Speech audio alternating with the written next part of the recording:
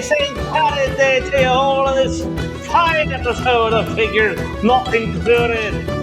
Top of the morning to you, Michael. Top of the morning to you, Ned. Have a fancy day. Have a St. Paddy's Day for me and everyone out there. Oh, yeah. Very wonderful day to be here.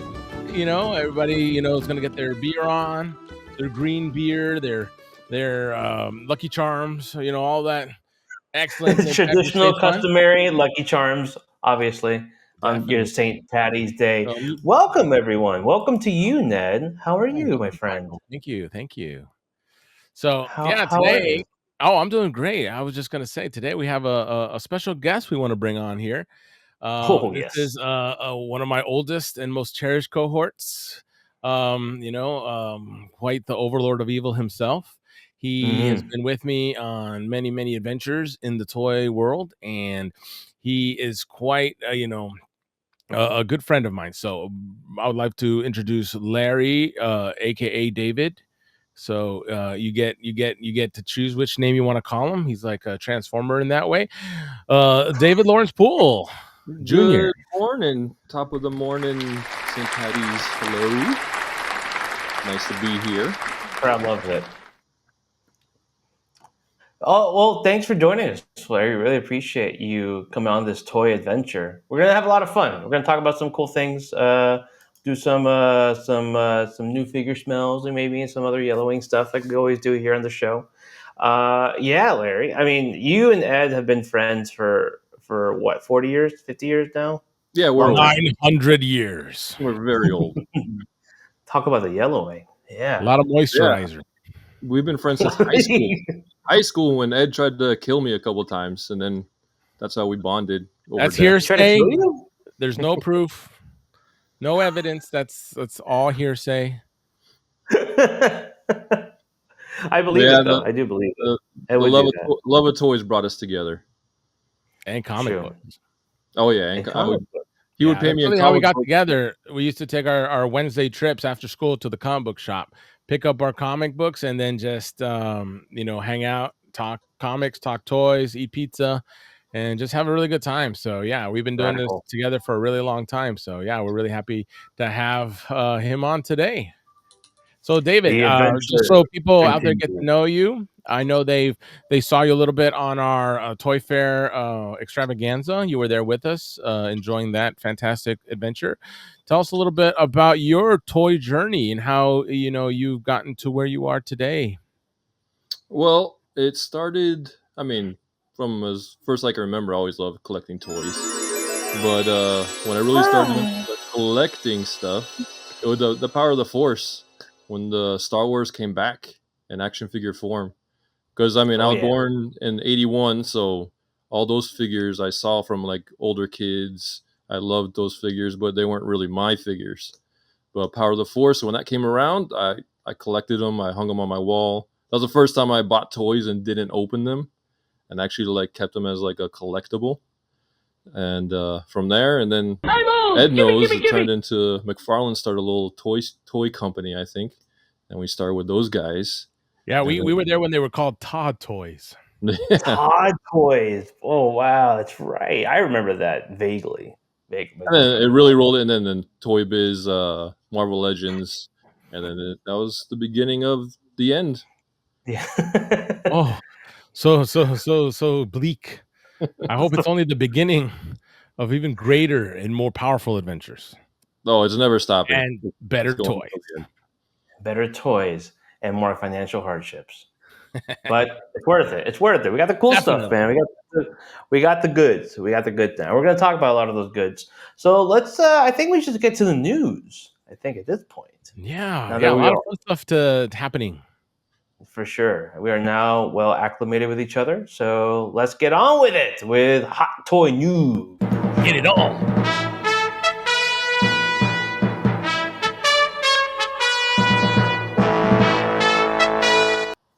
We bring you the toy news of the week here on Figures Not Included. I believe first we'd like to start off with the most recent of toy news coming with the Walmart CollectorCon that just took place a couple days ago. Did you guys get anything from the Walmart Comic Con or WalmartCon? Excuse me, WalmartCon, Well, CollectorCon. I mean, I talked about this before when we covered the Spider Man Gamerverse line. I did get the Spirit Spider. I said I wanted to add him to my collection, and so I did. I pre-ordered him. He wasn't difficult to get. I went on there in the afternoon and saw he was still available, so I snagged one. It's really more of that like impulse. I just really wanted to get something because I was Yeah, excited for it. But he's a cool figure. I'm excited to get him on my Spider-Man shelf. yeah. We got the Spirit Spider. You also had the this was the Spider-Man 77, which was I mean, it's out of stock right now. You never know with Hasbro. If out of stock means out of stock, right, guys? But He'll be back. He'll it be is back. sold out. He'll be back. I was a little tempted by the 77. I think those are kind of fun I thought sort about of grabbing them characters. as well, but I was already spending a little extra on that Spirit Spider. So Yeah. I'll wait on this one. I'll try to find this one in the stores Well, Spirit Spider, good thing you got him. He's also sold out of stock. So, for I now. mean, for now, the Hasbro stuff does tend to go out of stock. We've seen it with Maximum Spidey, so it's not surprising. Larry, Larry, whatever you want to be called, Larry David. um, Larry David. What did you get from the old Walmart con? Well, I got nothing. I was gonna get some of the NECAs, the Ace Duck Wrestling, and then I wanted Choate. But then I saw that they're adding each one. They're adding a $5 NECA shipping surcharge to it, and I pay for Yep. Walmart Plus and all that, so I'm expecting free shipping. And I decided it's already $50, so then you're adding another $5 for each one. So I Dirty. Yeah. Pure dirt. Pure dirt. and at, I mean, at first it wasn't showing it, and then people were finding out that they were getting this extra charge. So yeah, that wasn't and that fun. was something that did come up with, and this is something that I've heard from different people with NECA's sort of customer service or lack thereof, with hidden fees or the shipping, issue here with Walmart. No other place I was looking on the Marvel stuff, there was no added shipping cost. I don't know if that's a Walmart thing. I don't know if that's a NECA thing. That I'm unclear about, but it seems pretty specific to NECA with these. Yeah, it is So pretty interesting to figure out exactly where that $5 is going to. And I know NECA has, had a lot of issues with their shipping and their customer service and problems that they've had. Just what is it? A couple months ago, they had that big problem with the Donatello lab where they yeah, sent a bunch to the wrong peoples and ended up, you know, ruining that kind of whole release because a lot of people who order it weren't able to get it, some and people a got lot of doubles. people got doubles, and instead of sending it back, they just I think flipped it on eBay, and so that was pretty that was a pretty big mistake there on NECA's part, and yeah, they seem Yeah. to have a lot of that kind of stuff going around, and yeah, I don't understand what's going on there. I mean, they're a good company, they make good toys, but something's got to give with their customer service. What do Yeah, you and then think, Yeah, David? someone had told me that, like, they watched our interview with Blaine from NECA at Toy Fair, and one of the questions someone asked me, a friend of mine was saying, "Why didn't you ask him about the Donatello stuff? Like, what the fuck?" And just kind of get into the truth of what's happening over there. Yeah, super fiasco over there. I don't think anyone was happy with the way NECA handled it. It wasn't just the fact that, yeah, they obviously make a certain amount for the Donatello labs, and then you have people that paid for it not getting it. Who knows if those people finally got it? And then you reprimand the people that may have gotten double and saying, "You better send it back, or we'll kill you." Yeah, Or that was pretty intense. Their response emails and they're like kind of like retribution threatening. upon you. Yeah, Yeah, that we will rain pain upon your and your household. Uh, yeah. yeah, very unenforceable. Just kind of, wasn't the best way to handle it. David, what are your thoughts? yeah, and then just a couple days ago, there some people were looking at their defective item return policy, and they literally stated slight imperfections are typical with this kind of product, and in fact often enhance the value.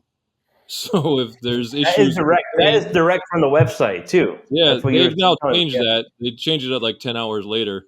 It's because they went all over Reddit. It went everywhere. People were Oh yeah, reposting. that's some hot baloney there. If people read that, they're getting some heat sent Who back their way. wrote that?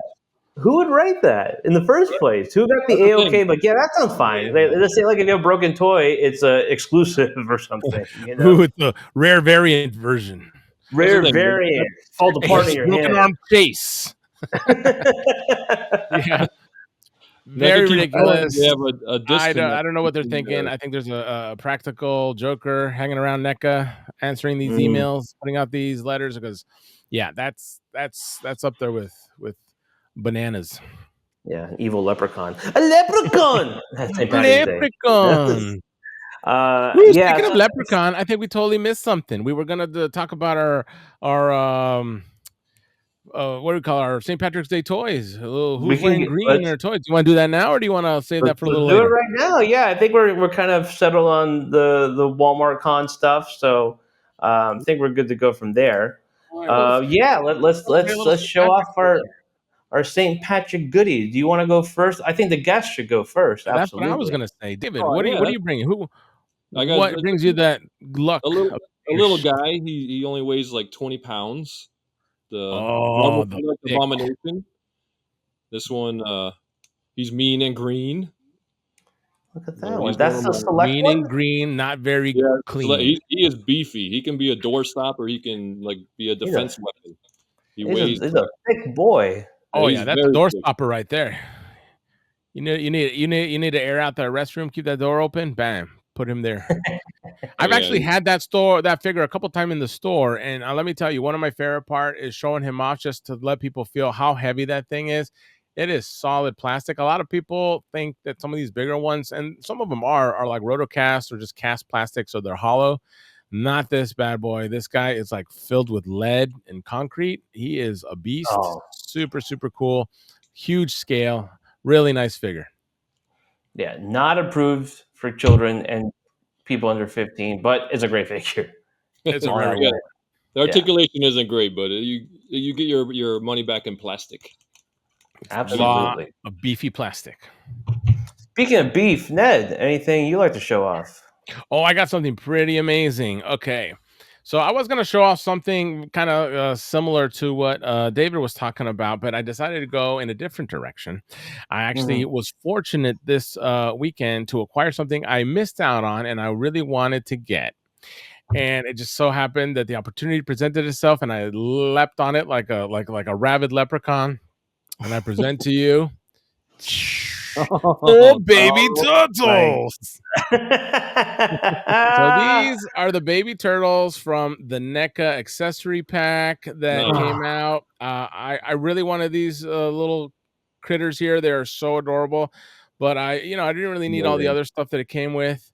But at the end of the day, I had that remorse, and when I got the opportunity to get them this weekend, I bounced on it, and oh my gosh, let me tell you, these things are beautiful. They're so adorable. This is one of my favorite versions. I don't know why the little kid turtles just really make me happy. I'm very excited to put this on my shelf with the rest of my NECA collection.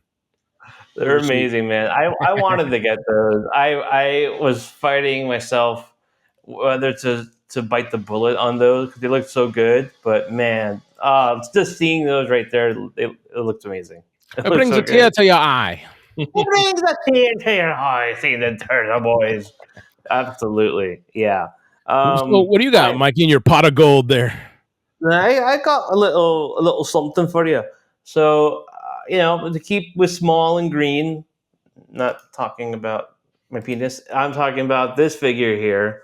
This is the Hyper Bomb Mega Man from Jada Toys. Very nice. Jada Toys knocking it out the park with these Mega Man figures. They're awesome, man. They're super fun. They feel good in your hand. I can just drop it around. It drops on the table. It's not going to fall apart on me like anything else I have, like in my expensive collection over here. But this thing is super fun. They did improve the quality in Wave 2 from Wave 1, and I can feel it in the figure. Just a little bit sturdier. Joints don't feel as loose. paint applications look great. I mean, look at that beautiful little face on Mega Man. I really love what Jada's doing with this line. I am so excited. I really want to get a few of my favorite baddies. So hopefully they keep churning them out because this is just a really, really fun line. Yeah. Show our green figures, guys. Let's green. see the crowd. Yeah.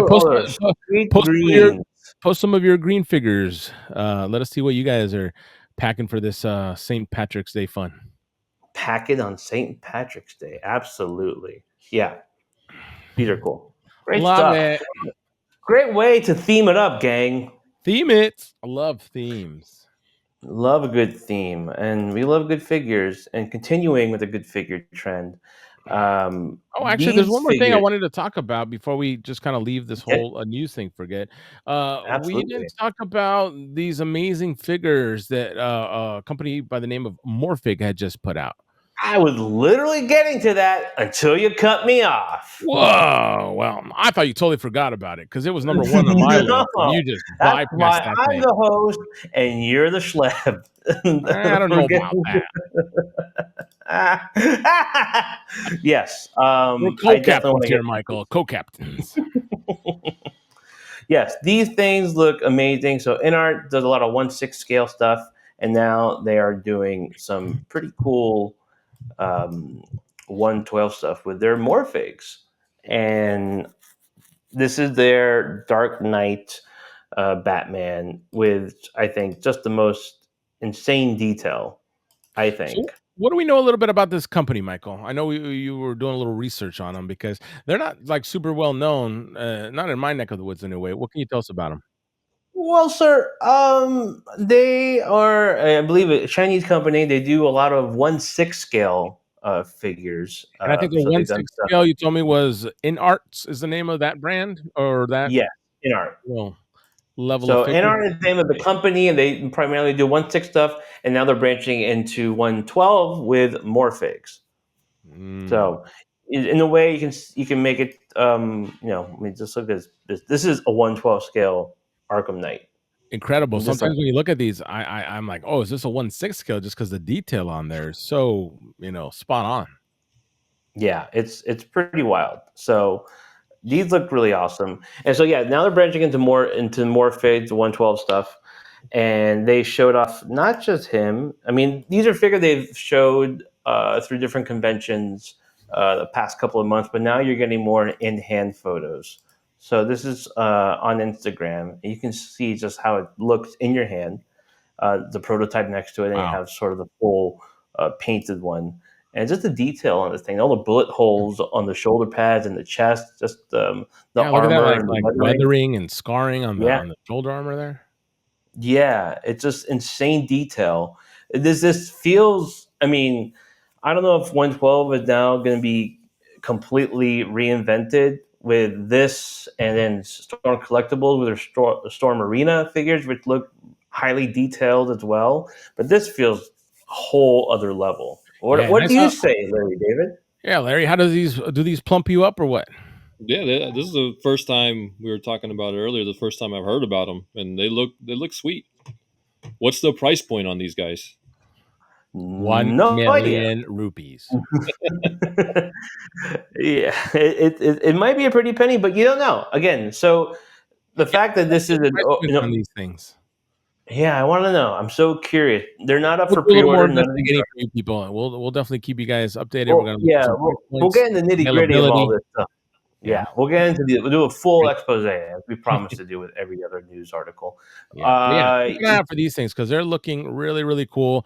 And like, if you want to scroll through some of their pictures on like Facebook and stuff, you can see some incredible ones. They have like the Batman Who Laughs, Devastator, a lot of like the death. What was it called? The metal from the DC line, Red Death.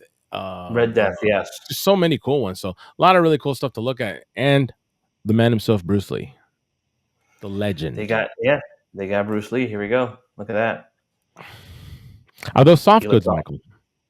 Those are all. It's all soft. I mean, look at that. Part of them's not soft. I don't know. Some of it doesn't look soft from this picture. That's the hardest part of the figure right there. That does not look soft there. As it shouldn't be. Bruce Lee, for crying out loud. That's true. So this is a look at the actual body sculpt that they use. You got some pretty wide butterflies in here. You got Good range of you motion, got I would assume. good range of motion.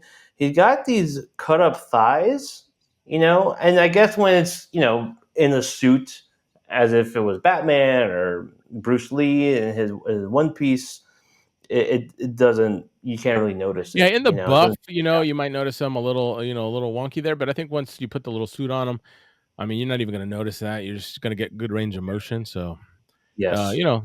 good engineering. I think it's going to be a really fun figure. I'll probably have to grab one of these. Yeah, the Bruce Lee. Are you going which look are you going for, Bruce Lee? What's the iconic look for you? I like the yellow jumpsuit, man. I gotta say, Yeah. yellow jumpsuit, it works. I like the shirtless black pants. That's pretty cool too. Yeah. But I don't know, something about that yellow jumpsuit just really, really fun, really iconic. Makes him look like a superhero. Yeah, it does for sure. Like a powerful banana. It's a powerful banana. Larry David, how about you? How do you like your Bruce Lee? Naked or suited? Yeah, the bare chested, rippling muscles. Black Really pants. get you going. I mean, we got the Fei-Long, which is honoring Bruce Lee, so we've seen that style. Mm-hmm. I like the no shirt. That's just my preference in general for life.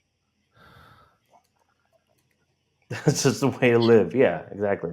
You have that tattooed on your taint. Speaking of Fei-Long, Jada Toys, they showed the deluxe Fei-Long. Any interest in that one? I'm gonna pass on that deluxe, but it looks good. I mean, if you are collecting the variations and the player twos and all that stuff, it's pretty good. Yeah, I was gonna say the same thing. It's a cool, deluxe version with a lot of extra little accessories here and there. If you have the original one, do you really need it? Probably not. As a lot of mine, I still, have in the box. There's only a couple that I've actually opened, and I think once you open them and you want to put them all together, the accessories, they're great to have for variety. Yeah. But I don't really know if I need them. Although I've just randomly being able to acquire a lot of the variants that's come out before from Jada. So I have a lot of them like Evil Ken and Violent Ken. What is it? Violent Ken, Evil Ryu, the Pink Chung Li. I think that's all of them, right? And so I'm like, maybe I do need this one just since I've gotten the rest of them. But I don't think you can go wrong with it. I mean, it's an awesome figure. You get the nunchucks. You get the nunchucks. And you get the face. A fellow chucker, eh? What Mike would say. Yeah, he would say that. It looks cool. So, yeah. There's not a lot differentiating it from the standard one, besides the nunchucks and the extra head, as opposed to the Evil Ken, Evil Ryu bringing a ton of different accessories and different Hadouken effects. This one feels a little bit more bare bone, but it's still cool, and I love that it brought actual chain nunchucks, which is very important for that's a nice touch. Like I said, it's not necessary unless you're just a completionist and you want to have all the different variations. If you like the player twos and all that, by all means, feel free to pick one up. But if you're looking just to keep your collection slim and trim, you'll be okay. I think you'll be okay if you let this one pass by. Yeah, for sure. And Larry David, you said you're in this one or not really?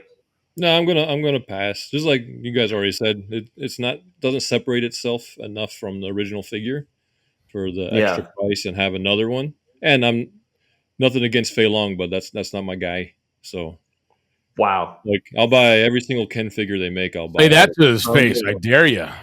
I will not do that. Roundhouse your ass.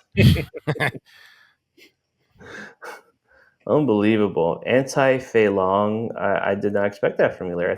I thought more of you, but he's not my number one. That's all. I think your privilege is showing. That's what's happening. Well, yeah, that's why I'm on the podcast. Put things in perspective. Yes, that. Thank you for bringing the white noise to the podcast, Larry David. So, cool. Yeah, I thought it's cool. Obviously, with San Diego Comic-Con a few months away, they're going to be showing a bunch of different things. I mean, they've shown off their whole lineup, but then you'll see things to package. You also have Sagat and Blanca coming out soon. So this is just another sort of cherry on top of the big delicious Street Fighter sundae that So they've made for us. delicious, so creamy, that So cherry. creamy. What do you think? Should we go check these out at San Diego? If you take, I think so. Let's talk about it. We'll talk about it. Oh yeah, I think. I mean, no, I think it's done. I think we already talked about it right here. It's done. I think that's it. Signed. Yeah, signed and delivered. We're done. Next topic we want to get to, and this has been, an interesting place when it comes to third-party stuff. So CT Toys, they are infamous now for making $20 versions of Mafex, Figure Arts, and Revoltech. And so now they're going into sort of new territory with not just making these cheap knockoff versions of these figures, which some are okay, some are very good. I've heard mixed reviews, and you can get them on AliExpress or any sort of website like that. Mostly AliExpress. But now they're doing a Hellverine, which is really interesting. And I thought the Hellverine sculpt looked pretty badass. It looks really cool. It looks really cool. What do you guys think? Definitely see they took a lot of the inspiration here from the Mafex Wolverine that they've done a couple times now, and I know that the Marvel Legends just released Hellverine, and it was a pretty popular figure, so I can definitely see them going in this direction, saying, "Hey, this is an easy one that we can just kind of slap on a different head, little flame accessories, and we got a whole new toy to sell." And so it's pretty cool. And like you were saying, for the price point, I think the price point is like $25 for these guys, as opposed to what you do the Mafex version, which is definitely significantly higher. I see the appeal. I see the appeal of why people would be willing to say, "Hey, it's a knockoff, but for $25, why not?" And as you noted, people were saying the quality of these figures aren't too bad. Especially when you're looking at the $25 range, and like CT Toys making a name for himself as being a pretty decent bootleg version of it. So I definitely understand why people are enjoying these figures, and I can definitely see why CT wants to continue that momentum with this Hellverine. This is this right here. I'll bring this up on the camera so you guys can see. This one is just this is a CT Toys Deadpool. Super simple, but I sort of love the matte finish on it that it has. And yeah, it gets a little gappy, but I think the Revoltech gets a little gappy too. Their nose being gappy. But the thing is super sturdy, man. What do you think? Yeah, tell us about the quality, because I think that's really the concern about bootlegs for a lot of people, is just the quality and like the arms and joints just falling apart. What do you think having one in hand, Michael? I mean, this one feels really good. I don't have any complaints with quality. I don't have the Revoltech. When you mess with him and pose him around, though, you don't feel like anything's gonna fall off? No, I think maybe the knee has fallen off, but that happened with Revoltech because it's just a single joint that sort of pops out. But there's nothing really loose about it. I can kind of put him in sort of any like little jumping running pose. He feels really good. I don't have any issues with this one at all. Yeah. So, and I think that's what a lot of people see, that, for the price point, you would buy a Revoltech for, $100, $120, or you can get this one for $25, $30, whatever they're going for, and have a pretty decent figure. So, I think it really just comes up to like, how do you feel about supporting these third-party companies, these kind of bootlegs? And, I know some people are just like, I prefer the authentic ones. I just like to have, the real releases instead of these, third-party ones. But I've working in the toy, world and selling these things, a lot of people are not, very upset with just, spending less and getting a third-party figure. Yeah, it's a third-party figure, but like you said, the quality's so good on a lot of these. And some companies that I've talked to people about actually excel and do better than the official toy company that's putting out. Specifically, I'm talking Transformers. A lot of Transformers collectors have come in have told me, it's like, hey, I stopped buying the Masterpiece Transformers just because, the third party companies are doing it so much better. They're using better material. They're using die cast. Their engineering is pretty great. Not all the time, but a lot of the times, apples to apples, you're comparing like an Optimus to an Optimus in that scale. The third party tends to be better quality, Yeah. So yeah, I can definitely see the allure, and then, a lot of cheaper pricings on a lot of these third party companies. Not all of them. Some of them are actually kind of expensive, but it's a pretty cool way to get figures that there we go. There's There's my a third man. party Optimus. Yeah. Tell us about this one. Who makes this one, Michael? I have no idea. I just had a link and I clicked it, Third and party. now I'm paying for it. But this one isn't perfect. It's a little loose. There's a little bit of ratchet joint in here, but You it's can see it just it was quickly $140 shipped or something for this giant Optimus, and it's Yeah. transformed. It can transform into the truck. Wow. And it looks great. Just the visuals here, just simply just standing up like this, and it can move around. It does have ratchet knees, but it is a little weak. Yeah, and I think that's the thing. That's the you never know what you're gonna get with these third parties. Like sometimes they're gonna be perfect, like really nice stiff joints. Sometimes you're gonna get some loosey gooseys. But that's I think the roll of the dice you take by buying some, especially when they're unknown, kind of like this one that you just kind of gambled it and ordered it. But like exactly. there's a lot of information on like especially like the Transformers, and you can kind of narrow down to ones that are going to be really good quality and stuff. So, what about you, David? Have you had any experience with third party figures in any way?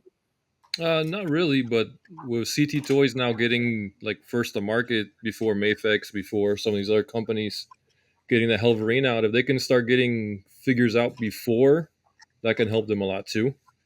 And then also with all the instability in the market with tariffs and all that stuff, like Mafex, their prices have already raised. All these companies have already raised their prices anyway. So if they have to go up even further, and then these smaller third parties can keep a cheaper price, especially like CT Toys specifically, then that's going to make it easier to make that choice. And then you got the other end, like you're talking about, the more higher end stuff, like Ramen Toys. They're not bootlegs. He skirts the line of making sure there's no infringement. But like the HasLab that bombed the Engine of Vengeance, if it wasn't for third party making stuff, then no one would be able to have that. And he made a quality vehicle, and all the other stuff he's making is awesome. So there's a lot of stuff with not using the big companies and the licensing and all that stuff. You can get quality toys and you still get the licensed stuff you want, just in a little bit different way. Yeah, I definitely do think it's going to give collectors a little bit more variety and a little more options to buy, because these HasLabs and these crowdfunded figures tend to get pretty expensive, and you can find a lot of these independent toy makers or even like these bootleg companies that can put out a pretty decent toy at a much more affordable price point. So if these prices of toys keep going up and up, I definitely see this becoming more of a norm, and people, buying a little more third party or bootleg figures just to help, keep the price of collecting down, because, it could be a financial strain keeping up with a lot of these things. And as companies continue to push the envelope on how much they're charging and, trying to figure out how much collectors are willing to pay, we are definitely going to see, a lot of flux in what people are willing to buy, and maybe just a lot of people moving over to more, these kind of independent toys, or just cheaper produced versions of Mafex and other figures. And then also with the 3D printing, the price for 3D printing keeps coming down. The technology keeps getting better, and people can start 3D printing their own stuff. It's all about getting the files and just printing out their own things. Like a lot more people now are like customizing and buying. Like Mythic Legions did a lot of people have done customized pieces for Mythic Legion figures, or there's a lot of different things being done with just homemade 3D printing, and that's only going to get better. The technology and the price is only going to get better. And then what's going to happen when you can just get a file and get the exact Marvel Legend that's selling on the pegs? Like that's going to be another future for toys to think about. Is if you're Yeah, going I to mean, you make see a a toy at lot of home people. or go to the store. Yeah, you see a lot of people already printing accessories and heads and different, figure parts for their, more expensive figures and, saving money that way, or just, creating all new things on their own. So I can definitely see that as technology gets better and prices get lower on the 3D printing side, that maybe a lot of people will be more into buying files and just printing themselves. Actually, there was somebody who just did something like that they decided to purchase files from somebody and produce I think it was figures off of those files and just bypass the whole kind of like production and engineering of stuff and are just buying these Mm, independent files to create these figures. So interesting. yeah, pretty interesting developments there. So we'll see where that leads in the toy, world, toy community in the future. But yeah, there's a lot of possibilities there. Well, it's a good thing you bring that up because one of the big contentions with CT Toys is, and this is sort of, it goes back to Hellverine, is that there's this customizer called STL Custom Collections. And so they claim that CT Toys basically downloaded the file, ripped them off, and now is making their Hellverine based off his work, based off the sculpting, all the 3D designs that he did. So if you thought I worked for CT Toys, it wasn't like that. They hacked my head and modified it. Always thought about getting into companies, but not this way. It's unfortunate. So what you were saying before is, independent or customizers working with these sort of companies to get their products made for maybe a cheaper price, but you have more volume because you can go and find a lot of customizers on Instagram or Facebook. They have their own 3D prints. They'll send them off to someone. You can hire someone to paint it for you as well, or you can paint it yourself. So there's different avenues, but this is where it starts to get into that weird, if you want to go into the morality of it all, the ethics behind Yeah, yeah, you get into that whole copyright it, infringement. does it feel wrong buying a $25 figure if part of that was, you know, again, maybe they bought the file, but they made a bunch of figures off Yeah, of it. you never know who's What's being the line exploited. there? You know? Yeah, who's getting exploited, who's getting shafted on certain things like that, or is it, a legitimate way to get this? But at the end of the day, a lot of these things like CT Toys, they're taking a property that they do not pay the rights for and are profiting off of that. So, there's that as well. Like, are you willing to support that kind of business? And I think in the toy community, it's just people are looking for cheaper prices. So I think a lot of people are willing to concede on that, just they can have a fun figure at a much better price. But yeah, it's Yeah. definitely an issue that will be, I think, more prevalent in the future of toys. I just yeah, it's that sort of thing. Yeah, it's someone obviously making, and tons of people do this. They make different head sculpts for figures that are already there. So many Spider-Man head sculpts from different people. They do a PS4 Spidey, they do a classic Spidey head, they do all sorts of ones, right? But the idea is you are supporting an independent artist, and that there's that sort Yeah, of yeah, transaction as opposed to having something taken from someone and now they lose out on whatever money they could potentially make yeah. from making There's a difference between supporting, a small artisan that's just, crafting and designing these things in small batches for fun, for fandom, to keep, excitement in that, character or franchise or whatever, as opposed to a Mhm. big, taking those files and making, a lot of money off of that without compensating the creator, or the Yeah. owner of the and stuff like that. There was this story also about like it's been going on for years now, I believe, about a big company like Disney. They took some designers like went online and stole somebody's a rendering of like a Disney, like a tiki hut guy, and used Mhm. it off as his own and had this produced as like one of those knickknacks you buy at the park. And Disney produced, Oh, were selling them for a nice chunk of change, and it wasn't even that guy's artwork. He actually stole it from this other independent artist who had wow. this on his own, and he Tough. found out, and he did all the comparisons and saw that it was truly his file that was used for this thing, and he's been fighting Yeah. it with Disney for years and still hasn't really gotten anywhere with it, which is kind of crazy. But yeah, those That, are the things you that- kind of run the risk of, putting your artwork out there. Well, I can't imagine litigation with Disney. I mean, the mouse must be roughing you up every time you turn a corner. You know that mouse. He wants his cut. Exactly. Where's my 10%, asshole? Huh? He'll take it any way he can get it. Oh, he would. He would. Over the table or under the table. That mouse, he gets around. The dirty ass rat, that Mickey Mouse. Oh, you dirty rat! You dirty rat! Oh my goodness! Wow. Yeah. Interesting topics. Definitely. Yeah. Larry David, where do you fall? Do you are you morally woke, or do you not give a shit?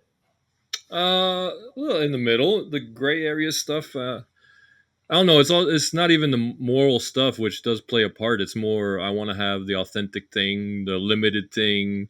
If it's printed by everybody, everybody has it. You don't have the FOMO. You don't have the thing that's worth more than some.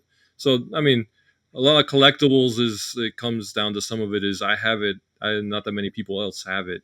So if everyone is printing the same things and everyone can get it, they're cool to play with, pose, do pictures, whatever you want with it. But as an actual collectible, they're not really collectibles anymore. Those are just straight up toys, straight up action figures. So if you still you have your collection and you're collecting things, it kind of, you're not going to be really buying those because they're not the truth collectibles. And every collectors love to say, I have the legit thing. I have, this is better than what you have, and all that stuff always goes into it. So I'm not going to buy too many of them. I mean, I have bought like Legos. Legos are super expensive. My kids love the dinosaur Legos, and those things are way ridiculously expensive. So I've got third party Legos because they're able to make them pretty close, not the same, but my kids don't care. My kids just want to play with them. They don't care where it's from. Yes. So, they're not asking you, is this collector's grade, Daddy? Or something, This is such a legitimate Lego brand, Father, because I can't use anything less. I can handle third-party Lego. Yeah. You imagine there's a collector.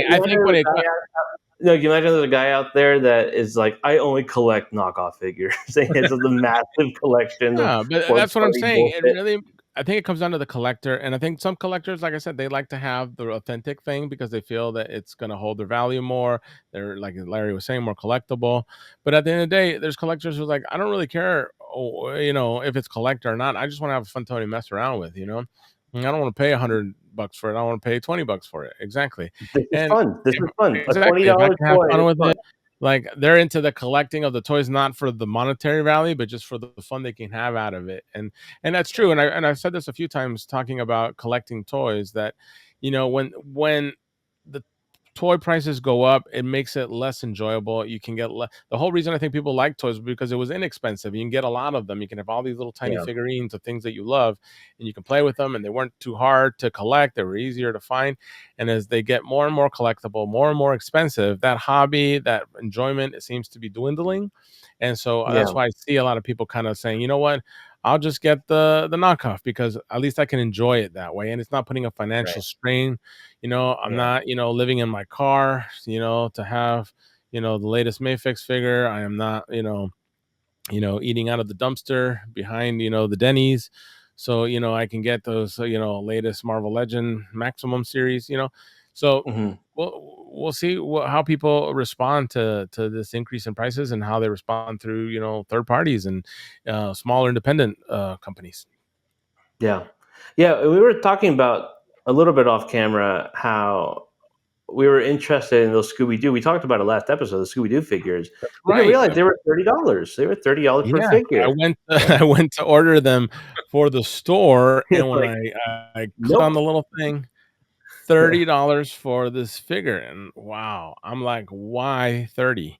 It's like, I love Jada because their figures were $20. They were excellent figures, a decent price, and to see the Scooby-Doo Deluxe figure, it's 30, which is, understandable. I mean, I get it. It's a bigger figure. There's more to it. You can pay 30. But for the smaller Scooby-Doo figures, already starting off at 30, it just feels like they're following suit with this, new endeavor from the bigger toy companies to just keep pushing, prices up to see, what people are willing to pay. Does it have a lot to do with the economy? Our prices, for materials and, engineering, everything going up for molds and processing and plastics. Maybe I don't know if it's going up that much that these toys have to be increased so significantly so quickly. Yeah. I don't know. Yeah, I don't know the truth with obviously. Make it stop, Michael. Make it stop. I'm trying. I don't know. I'm trying to find the answers. All I have are questions. All I find are new questions when I look for the answers. And there's a lot of questions for sure about how expensive are toys going to get? What's going to be the new normal? I mean, I did a video back in 2020 about sort of talking this thing where the price is going to rise and it's going to hit consumers. The company is not going to, take less to help out us nerds buying shit. It's just going to be there's a continuous cycle of things getting expensive, and then we'll complain, and then we'll buy, and then we'll see what the average price of things are. Right now, most things are in the $20-$25 range, but we're slowly getting to 25 being the lower on the end of the I think spectrum. we're past $20-$25. We're like in the No, 30 we are. $40. We are. We absolutely are. 25 is the new 20, and then 30 will be the new 25 or whatever. Yeah. So, Right now, it looks like 30 is the new 20. It's crazy out there, and so sure we'll see how is. prices keep going. We'll see how much people are willing to put out there, and we don't know what the future holds for these things. But I definitely see why people are looking for cheaper options like CT Toys, like other third parties. So Yeah, we'll see. I'm curious.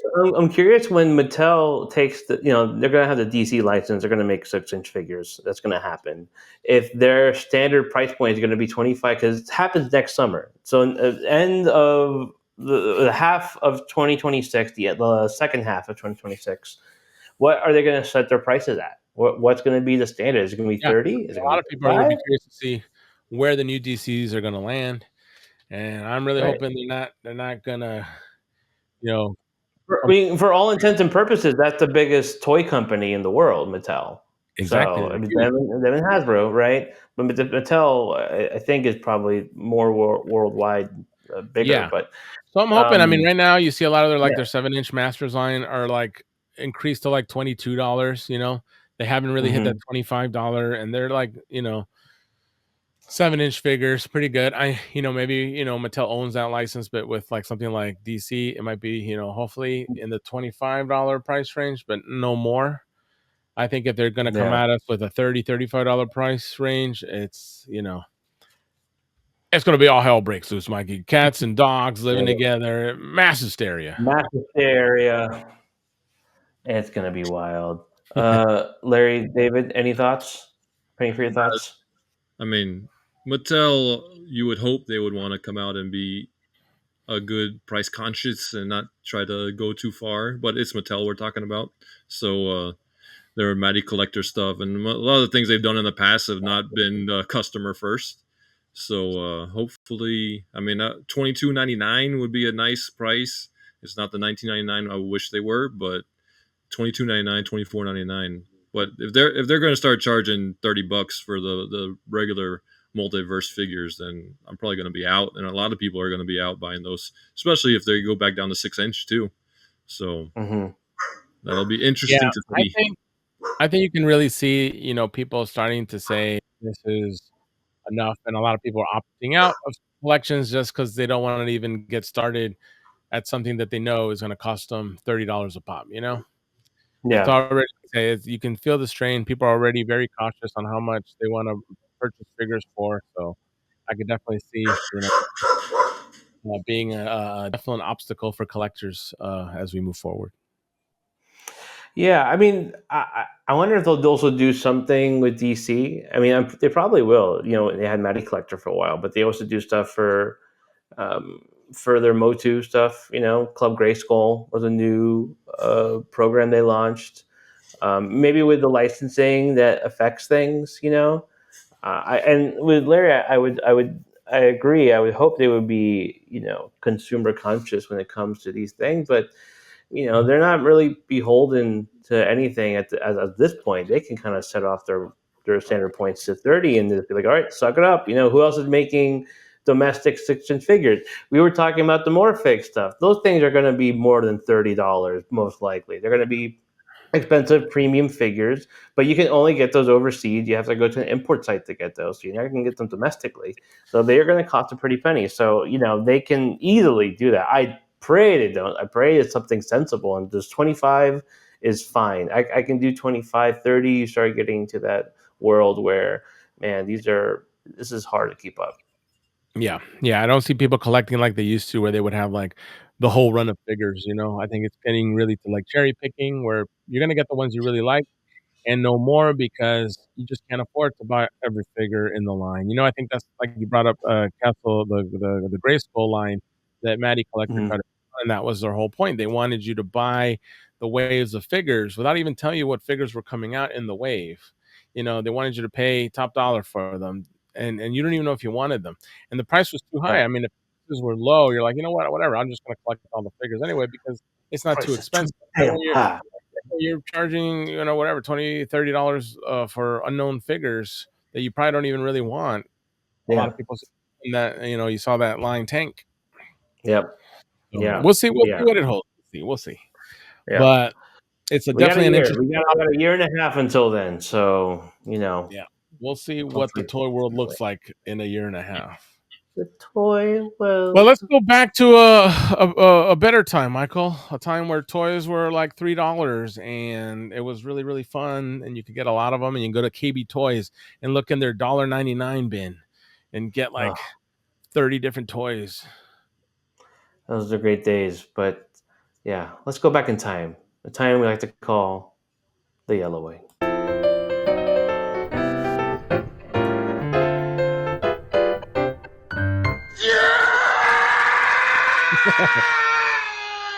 That's how we feel nowadays when we look at those That's how prices. that's me every day when I wake up and look at a new pre-order. Very true. Very true. It's So on the Yellow inking Wing, everywhere. we got something pretty cool today. I don't know how many people caught it. I know I had some nice response to an unpacking unboxing video I did not too long ago, when I finally received my McFarlane Kickstarter crowd funded. Well, it was through Kickstarter actually. Yeah. Medieval Spawn. Now, Mm. when they did his original one for the regular Spawn, that figure was so much fun. The Kickstarter was exciting. He gave us so much stuff, just extra, because the response was so great for that Kickstarter. And then when he finally, everyone's been waiting years for him to do the second one. He talked about it. He teased that he was going to do Medieval Spawn. It finally came up. People jumped on that one just as well. He did it pretty similar to what he did with the original one. Gave us tons of really really great stuff. Of course, I had to get all three versions because I'm a sucker.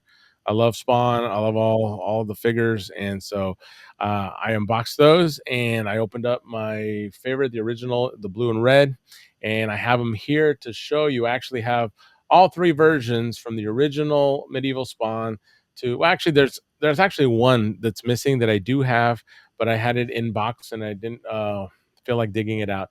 So I have three out of the four versions he did.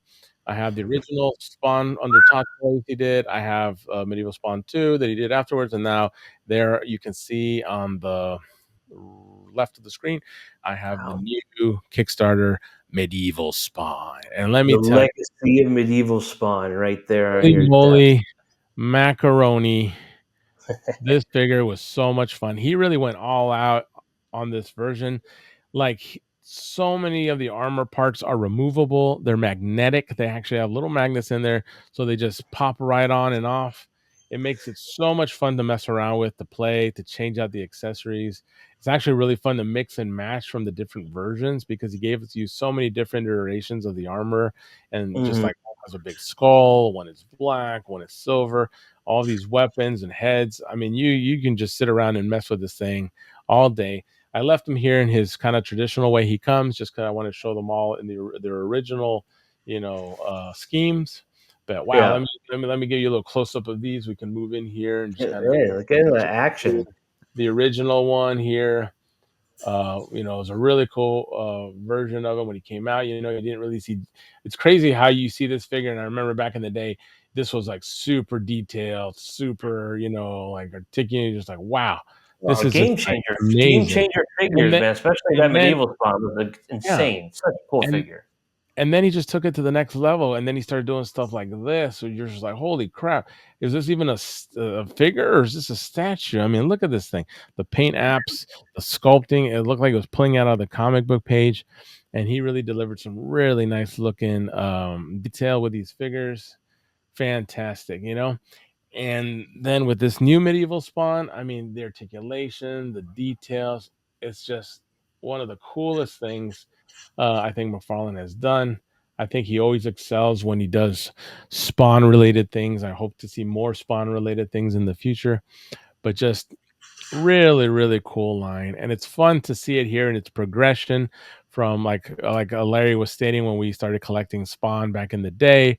We were like Yeah. getting the comic books. We saw that he's gonna make his own toy line, Todd Toys. Larry, didn't you have a little something to throw up there to show us how far back we go? Yeah, I have the one we There found. he is in box. Look at that. Hey, look at that mint Mint condition. in box. Paddy, Is that the Vindicator? Leonard Not Skinner. the vacillator. Not the Vindicator, the Violator. Yeah, these have been. Violator. I've moved Look at these to that. like 3 states, 5 different houses, but yeah, Now, these. how cool is it to still have that, to still have the original ones? Hey, Larry, does it say Todd Toys there on the back of that thing? No, right, right. Yeah, show people there that it used to be called Todd Toys, but then I I forgot what told was you, when did it switch to McFarlane? he had some legal issues about Todd Toys. I think there was another Todd Toys out there, and so he had to switch it to McFarlane Toys. But Oh man, originally, yeah, he was gonna call it Todd Toys. Todd's Toy. Todd Toys. But yeah, there you can see the original release, the first Original line. lineup, man. Super, super cool, and you Look see where good. he's come.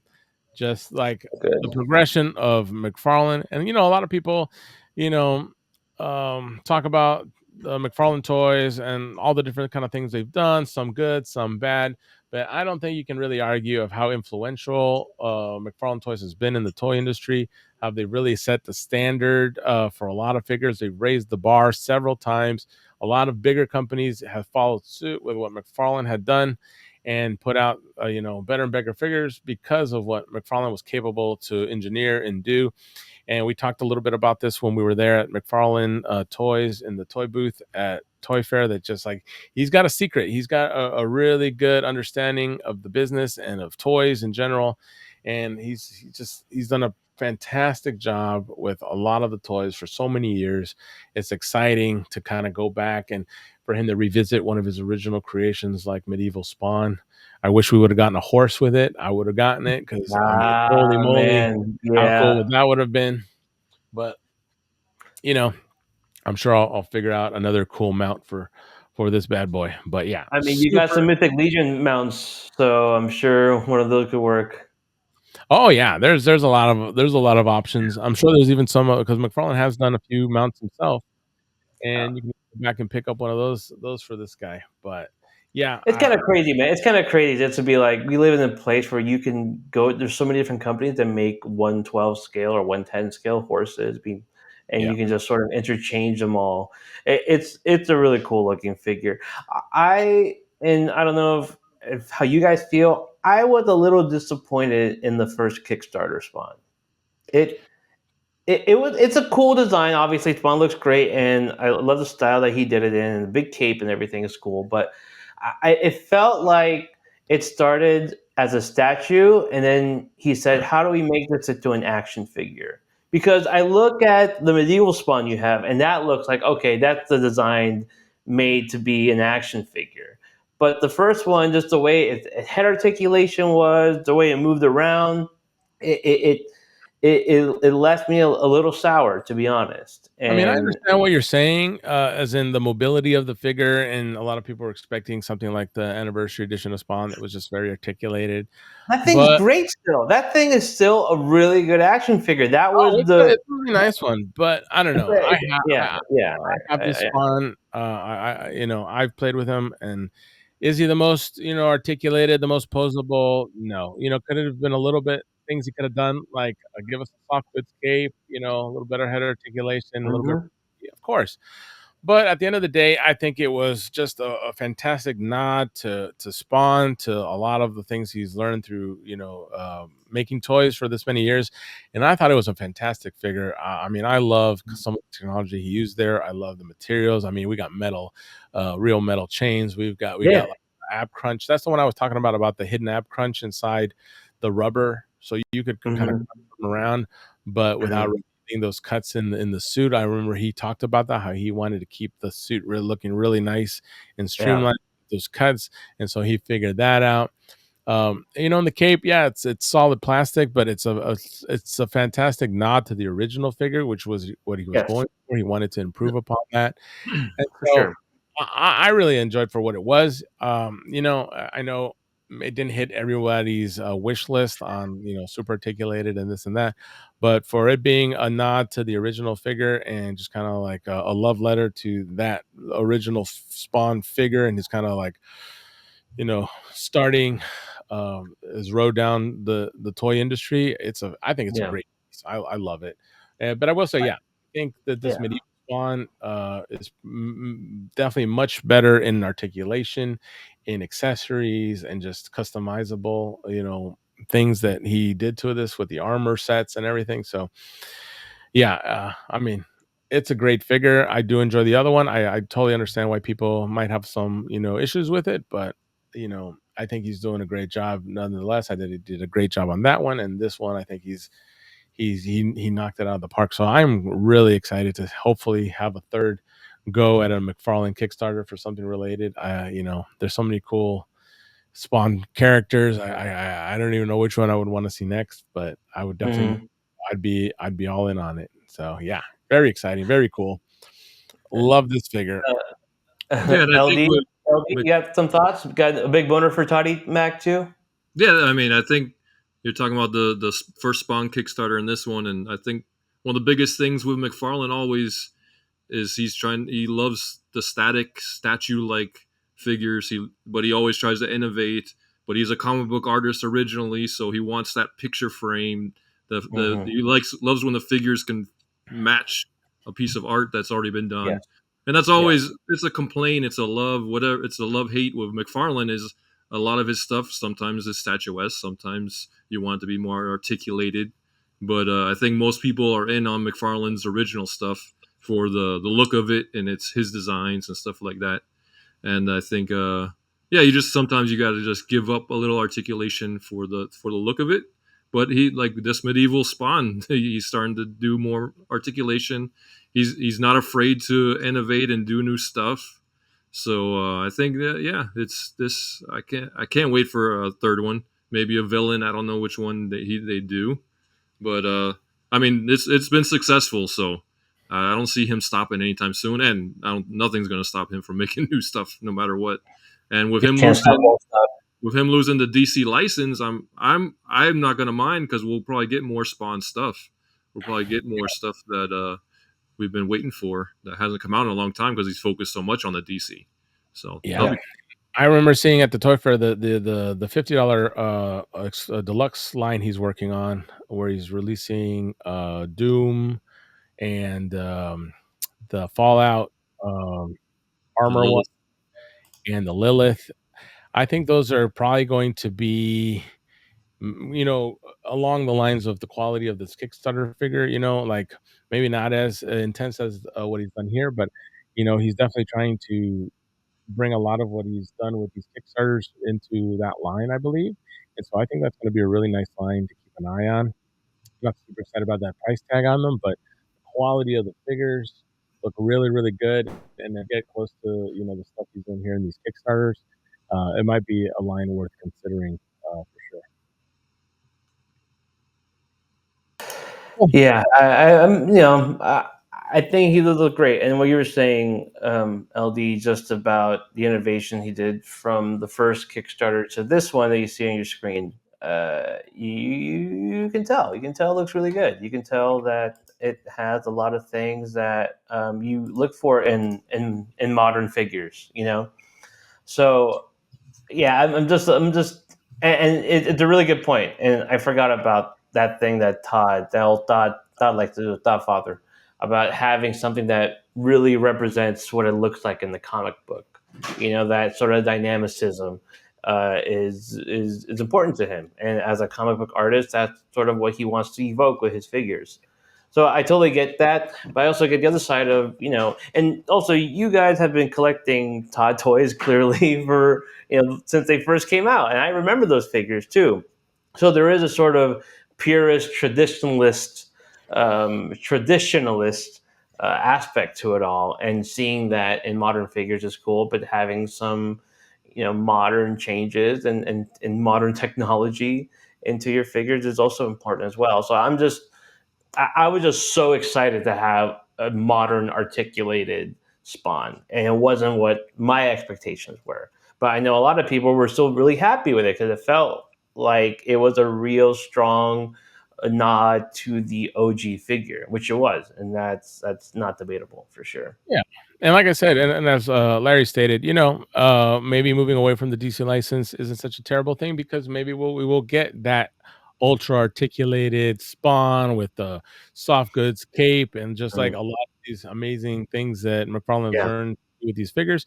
And yeah, that could be in the near future. We can get a Spawn that really kind of meets all the figure collectors' dreams as like a superposable, super dynamic Spawn figure. So yeah, yeah. I would see that version as well. I would definitely be all on board to get it. So hopefully the Todd father has that already in the works, and we'll see that, sometime, This after year or next year.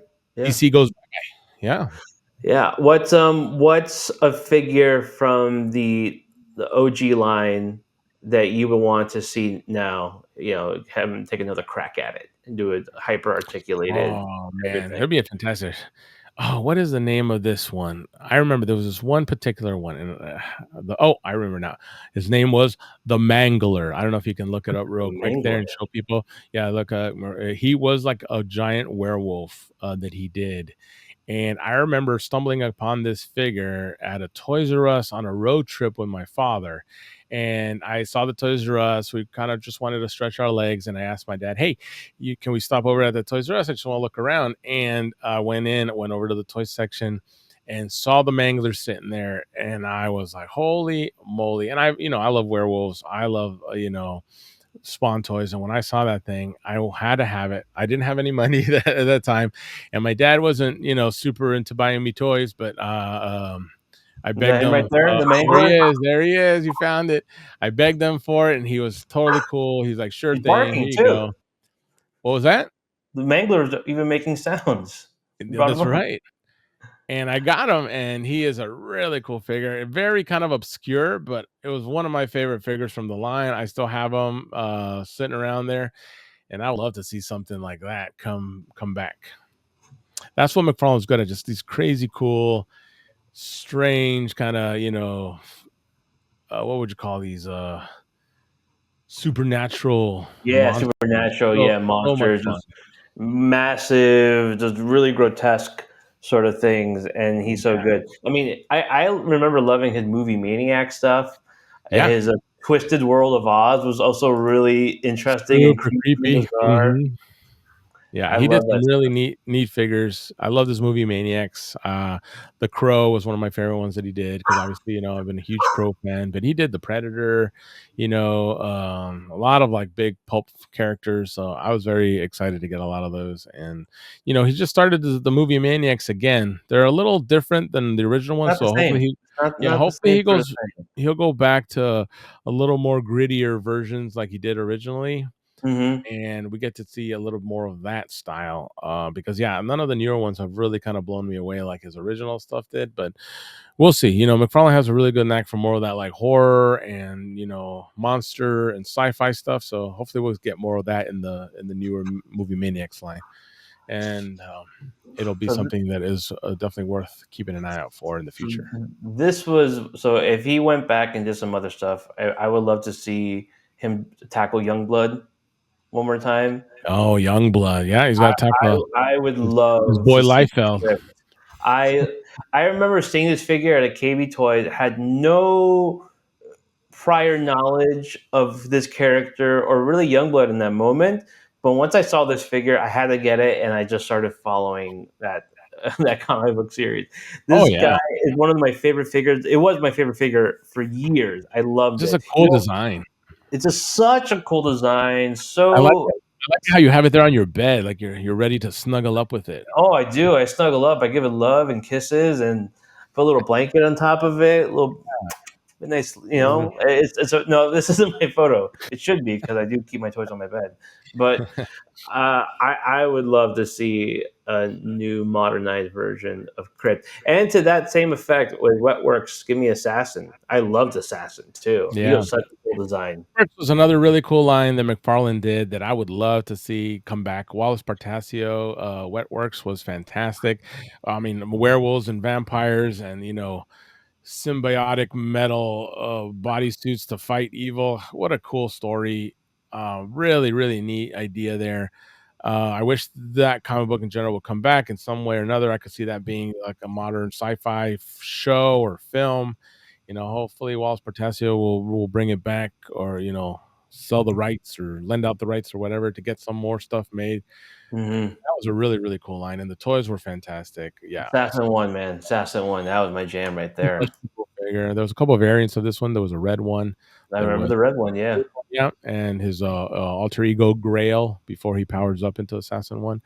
But yeah, fantastic toy line. These kind of were the toys that just kind of blew you away back in the 90s, early 2000s. So I would love to see this come back with this kind of new modern toy technology. Yeah. So we'll see what happens. Yeah, yeah, and it's what LD was saying to us. If the DC license is going to go away, or in a certain way, you're not going to be able to do multiverse figures. That's what it seems like right now. Yeah. Probably that's the case. There's so much that you can mine from, and I don't know what the rights are with these certain figures, or these characters. If he has to go through a whole other licensing issues, but I mean, I can't imagine they'd be that Yeah, expensive I think compared if to he's DC able to figures. work with DC and Mattel and get the DC license, I don't think he should Yeah, have much trouble working no, with absolutely not, absolutely not. the So licenses back. yeah, so just to see another crack at these certain figures that I mean, I'm sure they did well for him back in the day, would be really exciting for me as a fan. Oh, I think so. What about you, David? I know you collected some of these lines. Are there anything you remember from McFarlane Toys that you'd like to see come back? Well, I mean, it's not going to happen because of all the rights thing, and also Neil Gaiman being a d bag. But Angela, if they could ever find a way to do That's a and hard one. That ship seems to have sailed when Marvel I think, but purchased her. that would be the first one that comes to mind. I would love to have like the medieval spawn he just did. But I Yeah. mean, do a she spawn. She spawn. Do an awesome deluxe Kickstarter version of she spawn.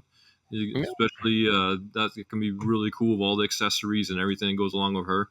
Yeah, and Angela obviously was like the main angel that he fought and everything from the beginning. But there were other ones like Tiffany, the angel, and a couple other really cool ones. So we might not get Angela, but maybe we can get another angel. Yeah, Fill her shoes.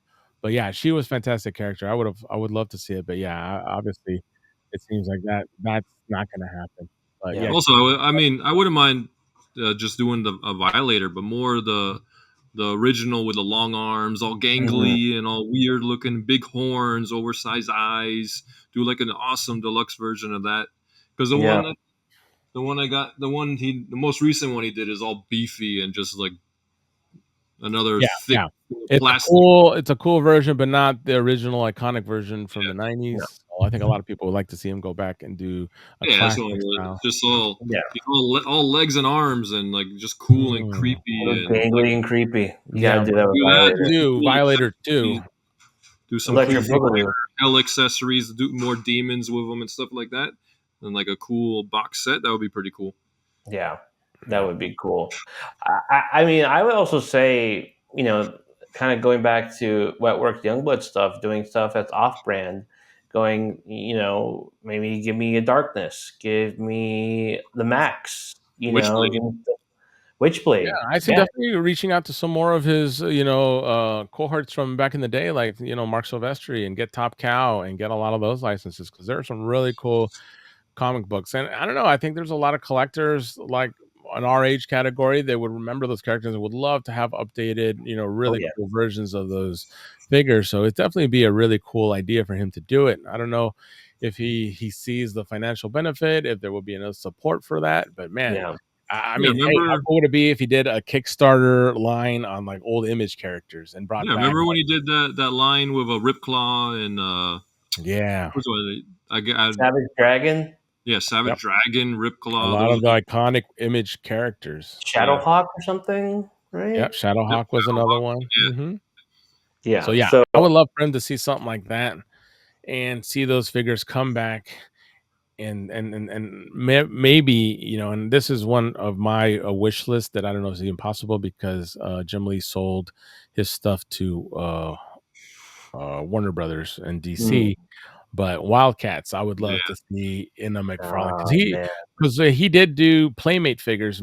Jim Lee did do figures through Playmates, and I have a few of those. But obviously, Playmates was not doing figures at the caliber that McFarlane was doing. So I always kind of wish back in the day that McFarlane would have done his toys. But I don't know, maybe now with kind of his Wildstorm stuff kind of fizzling out, and McFarlane looking for new stuff to do, and maybe possibly wanting to work with still within that DC realm, maybe they can find a way to license back the Image version of Wildcats, and we'd get to see fantastic new versions of those characters. Yeah, did he do a version of Grifter at one point? No, yeah, he did the DC version. I actually have him over here. Oh, there he is. There he blows. Wow. So this was fun. I got my own guns for him because the version that he sold did not have guns. The G word. Yeah, obviously they didn't want to do that.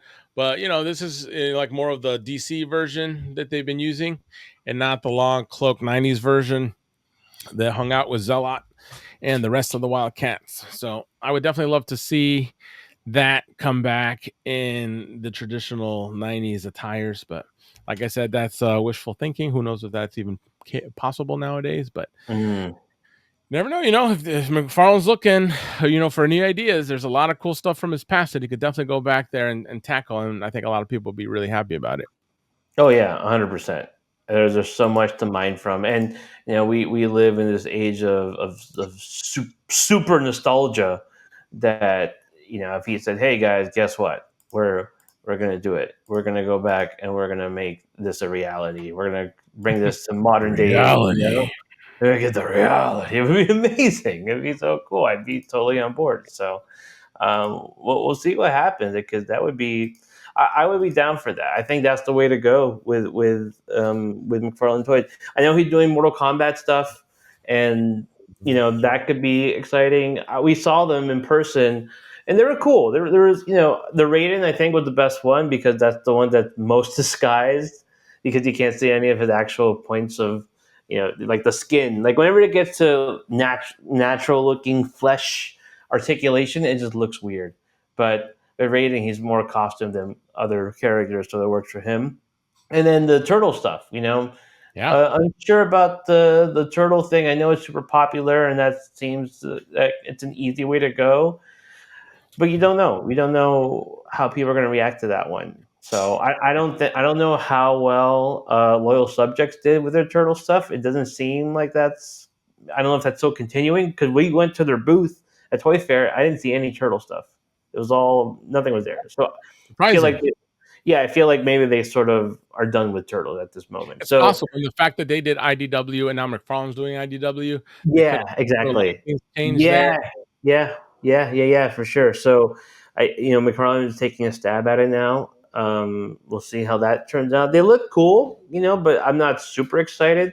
I guess you could mix them with your Joy Toy stuff, since they're in that scale, that 4 to 5 inch scale. Yeah. But again, McFarlane is his own thing. They might be 5 and a quarter, and they don't fit with anything else you have. So yeah.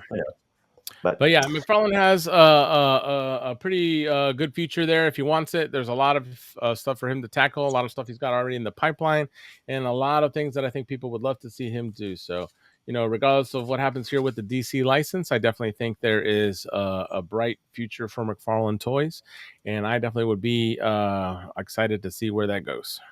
Yeah.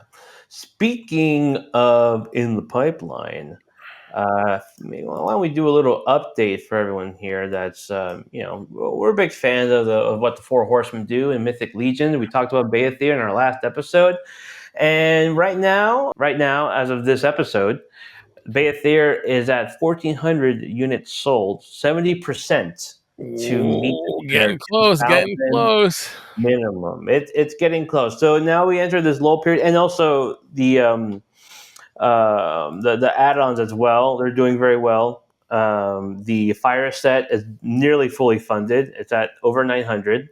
So that's 90%, 93%. So you're gonna get that one, and the wings are not too far behind. It's at 760 units sold, 76%.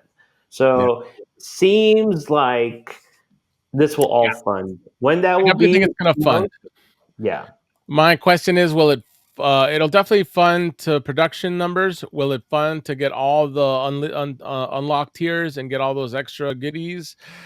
That's yet to be seen. I hope it makes it, because it would really make the value, a little bit better, easier to swallow. But it is what it is. Hopefully, it'll make it, and we'll get all the fun accessories. But at least if we get the base stuff, I'm all in it for the dragon anyway. That's really what I really care about. All the little accessories for the other characters, it's gravy. But as long as I get my dragon, I'll be okay. Yeah, I mean, you can see it right here on the screen. 2,000 the minimum. To get everything for Beyithirr, you have to hit 4,000.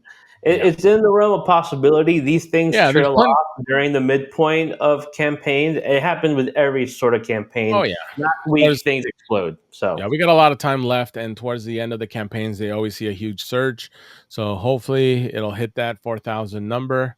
I'm already in. I got mine pre-ordered. Michael, what about you? No, Michael, what are you thinking? I spoke to the missus the other day, and I said we can just play your it on ass, the table, and she just kicked me out into the curb. Said, you're fucking crazy if you think we're bringing She said, "You're fucking high. Get the hell out of my face. I'm gonna beat your ass if you ask me one more time." What about you, David? Did your wife kick you in the balls, or are you adding this to your shelf?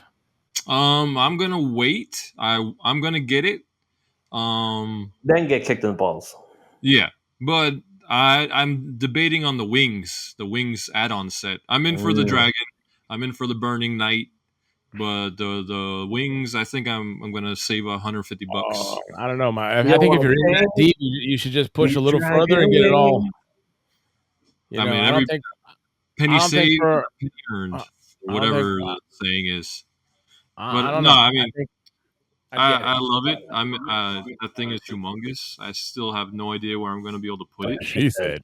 But I think it's an epic thing.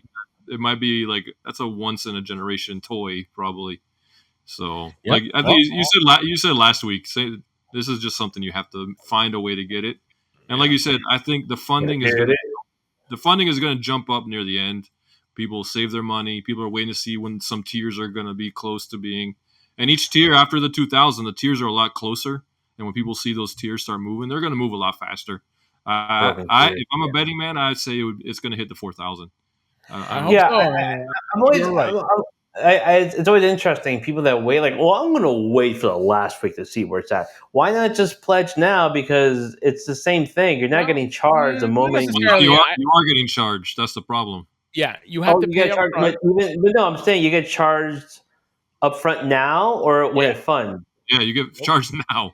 They're not like the other people that wait. I take it all back. I take it all back. So, and I think a lot of people wait because they're like, I want to make sure I'm getting everything. If it hits the 4,000, I'm getting everything, then it's worth it for me. But if I'm not going to get everything, I'm not going to fund it. So people want to make sure that everything is unlocked before they decide to pull the trigger, because they're interested in value for that money. But like I said, for those who just really want the dragon anyway, like you said, it wouldn't really matter. Well, but I know a lot of people still have to save up some money. They got to pay those bills first, and they want to make sure they have enough by the time. So they're waiting for the last minute. Not necessarily to make it more, exciting, but just, life is life, and priorities. Life finds a way. Exactly. Oh man, I'm glad I knew that. I'm glad I didn't go all in and be like, I'm going to get it. But it's a pre-order. They charged me later. Oh, I would have gone. kicked in the taint. Man. My ball would have gone through my bottom hole, out my front hole. I would have. She would have perished. grabbed those, put them in her coin purse, and you would have never seen them again, Michael. You would have never seen them again. It's a small coin purse, so for my small testicles. He doesn't need a large coin purse for those. That's for sure. No, they're like raisins at this point. Yeah, so I think I'm with you guys. I think it's going to fun. I understand. I'm curious. How do you guys feel about? And I don't know how Four Horsemen usually does. Do you think I don't know if this is their first ever sort of crowdfund that they've done? Well, this is the first crowdfund that they've done on their own. Usually, Kickstarter. The Mythic Legions had all started through Kickstarter. Yeah. This is their own through their own, means and resources. Right. Yeah, we'll see but how they collect up front and not at the 30-day point. That's interesting. Yeah, it's a little crazy. Yeah, and I definitely see another big reason why people are holding off. But yeah, no, Four Horsemen. Yeah, they're great with their toys and everything else. But I've always had a little questions here and there about their what do you call it, their financial and business sense about how they do things. So it is what it is. We'll see. Like I said, I think towards the end of the campaign we'll see a huge surge when people finally have their minds made up or they have those funds available. But yeah, exciting. Either way, it's exciting. Kickstarters are always fun just because you want to see how far they go, how quickly they get there, and what stuff you're gonna get. So yeah, I am definitely all eyes and ears till this thing's over. Also, with the Kickstarter, you can't buy the dragon and then wait to buy the add-on set because then you're paying separate shipping fees, and they're making it so if you want to be all in, and you're waiting for stuff, you really have to wait because they'll charge you again like it's a full new transaction if you buy the add-on sets later. So do you shave? I mean, I don't know if you save on shipping if you do all three, or are they all separate shipping? You do? You'll save on shipping, but if you order separately, like you wait to buy an add-on set later, you're going to pay a whole new shipping fee for that. Interesting. Yeah, I mean expensive endeavor. I got to look at it again, but yeah, it's you got to make sure that you got those funds in the banks before you pre-order. I would say, be safe. You don't want that overdraft. No, you don't. Yeah. If you got it, it's worth it. I think it's a crazy, investment. But man, if you're into toys and you love toys, this is definitely one of the big ones that I think it's going to go down as like, remember the day when Beyithirr hit? Yeah. Were you there? Where were you, Michael? on D-Day, Dragon Day. Dragon Day. Yeah, no, it's obviously a premier, one of those moments in toy history. Obviously, getting a dragon. I think it will be. Yeah, it's great. I hope you guys enjoy your dragons. I'll be sure to come around and hold them. Pickle, if you get it, you can pick it up in New Jersey, so you can save on the shipping. And you can ride it all the way to my house. Local pickup, so it'll be like $950 and change or whatever. So easy, practically free. Giving it away. Doing that. Give it away. Thank you. Yeah, I don't think that changes much for me. So. Just letting you have all the information. That's all. No, I appreciate that. I feel bad for the people that live, in Hawaii or West Coast, and how much the shipping will be for that. It might just be the same price as buying the damn dragon. It's just crazy to think about. So yeah, some of the shit I've seen people wanting to ship to Australia and those places like $300 to $400 just for the shipping. Ridiculous. Wow. Well, I'll pick it up for you, anyone that wants it, and then it's funny. I've actually seen people putting it out there that they will pick up for, like, if you give them a small, bonus, they will pick up your dragon and drive it down to your house. There are people that are like trying to make it a little bit of a fun business to deliver dragons at a cheaper rate. So that might be another way. Look to see, if you're on the Cabal. See if there's anybody heading down your way, and maybe you can save a little bit that way and get your dragon faster. Yeah. There's different ways to do it. That would be a great way to do it. Yeah, if you're really, I mean, this is a sort of, calculating where every penny is going to with this thing because it's so expensive and it requires so much shelf space as well. You got to save it when you can. Yeah, it's a big investment, baby. It's a big Oh, investment. Wow. So We if you want talked to about a save lot of old money stuff. on toys, Yeah. I've heard of a really great place you can go. Where's that? Maybe you've heard of it. It's called Hidden Temple Toys, our sponsor. Let's take a look.